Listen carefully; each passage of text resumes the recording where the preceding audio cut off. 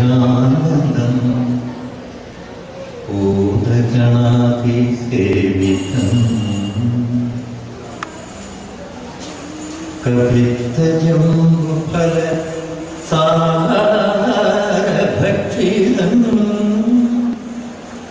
ഉമാസുതം ശോക വിനാശകാരണം നമാമി വിഘ്നേശ്വരപാദപങ്കജം നമഃ നമഃ ശ്രീ മഹാഗണപതേ നമഃ അവിഘ്നമസ്തു ശ്രീ ഗുരുഭ്യോ നമഃ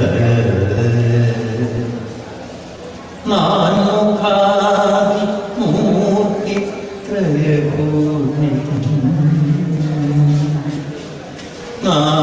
നാരദാദി മുനി വൃന്ദ സേവിതം നമഃ നമഃ ശ്രീ മഹാഗണപതേ നമഃ. ഭഗവാന്റെ മുമ്പിലിരുന്ന് സംഗീതം ആലപിച്ച് ഭഗവാന്റെ അനുഗ്രഹം നേരിട്ട് വാങ്ങിക്കുക, മൊഴികൾ കേൾക്കുക. നമ്മുടെ പോസിറ്റീവ് എനർജിയാണ്. നമുക്ക് വേറെയൊന്നും കിട്ടാനില്ല. ഇതിലും വലിയൊരു ഭാഗ്യമായിട്ട് നമുക്ക് വേറെയൊന്നും കിട്ടാനില്ല. നമ്മളെല്ലാവരും ഭഗവാൻ മുത്തപ്പനെ തിരുവപ്പനെ തൊഴുത് ദക്ഷിണ വെച്ച് തൊഴുത് പ്രസാദം വാങ്ങിയിട്ട് പോകുന്നതാണ്. നേരെ തിരിച്ച് ഭഗവാൻ നമ്മൾക്കാണ്, ഇങ്ങോട്ടിയാണ് ആശയം. ഇപ്പോഴും ആ കിട്ടുന്നത് നിധി പോലെ അത് സൂക്ഷിക്കുന്നുണ്ട് നമ്മളെല്ലാവരും. അപ്പൊ ഇതൊരു മഹാഭാഗ്യമാണ്. അപൂർവം ചിലർക്ക് മാത്രം കിട്ടുന്ന ഭാഗ്യമാണ്.